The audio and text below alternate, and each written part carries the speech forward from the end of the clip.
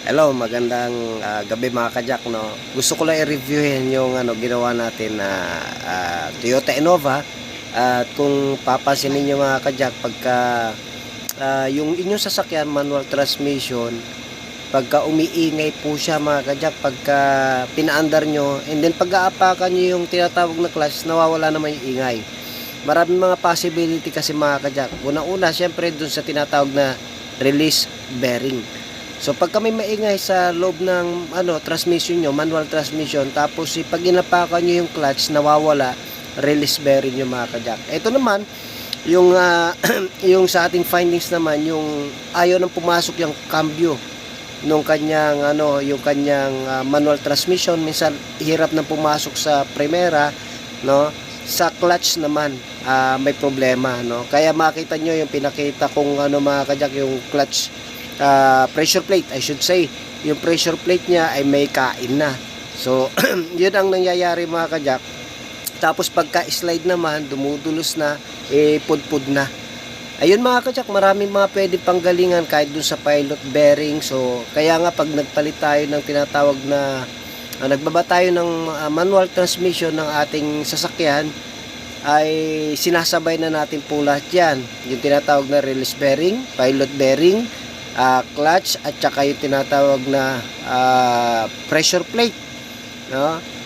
Yung kanyang pressure plate. So anyway, yung kanyang tinatawag na flywheel, check nyo na rin kung yung kanyang flywheel ay masyadong pudpud na at kailangan i-replace. So marami pwede pang galingan. Pag kailangan, pagka binaba po natin lahat-lahat, pag binaba natin manual transmission, palitan na yung dapat palitan mga kajak, para minsanan na lang baba. So ganito yung nangyari sa Innova. Ayaw nang pumasok sa primera, may maingay habang umaandar. Pag ginapakan mo naman yung clutch, ay nawawala. So yun ang ating findings mga kajak. So anyway, naway mayroon kayo matutunan sa ating ipapakita ngayon. Kajak, mga kasama natin, pinababa na natin yung transmission, manual transmission Innova mga kajaka. Yan. Mamaya pakita ko sa inyo kung anong problema ng kanyang clutch component. Ayan mga kajaka. So may gamit tayo ng pangsalo ng ating tinatawag na transmission. Yan. ATV jack ang tawag dyan. ATV jack. So kaysa bumili kayo ng jack stand ng transmission, iyan ay pinakamura lang. Wala pa pong 3,000 yan mga kajak. 2,000 plus lang yan. ATV jack ang tawag dyan. So kaya niyang buhatin yung transmission. Yun. Nilagyan ko na lang ng gulong kasi walang gulong yan eh. Ayan. So sa mga kapwa ko mekaniko mga kajak, yan, tipid yan.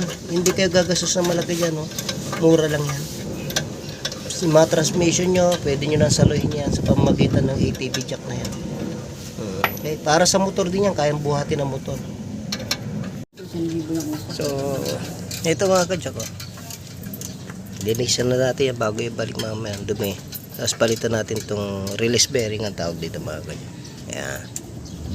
Yan, makalok na. So yung umiingay, pagka inapakan mo yung clutch, yung yung tinatawag na pressure plate, at saka yung tinatawag na clutch, no? Titignan natin. Lubog agad. Kinahain na. May isang taon ba? Wala, no? Ilang lagpas 6 na ba? Ito? Yun yata natin binaba. Kalo. Ito, 8. Ay, dumi.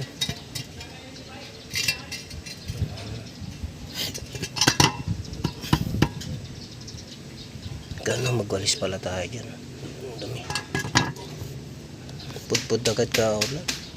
Kaya yan, lumulubog kasi. Kaya pagka nag-clutch ka, hindi niya na agad naabot yung tama. Lubog na agad eh. Pudpud agad. Buka agad to. Pag ginawa ka mo, mararamdaman mo agad.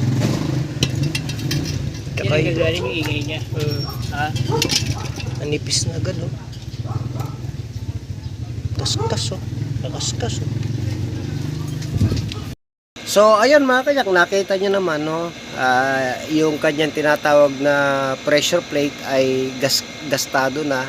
Doon tumatama yung tinatawag na yung clutch bearing, no? O release bearing, doon siya, pagka inaapakan natin yung clutch, doon siya, tumutulak. So, kinain niya na.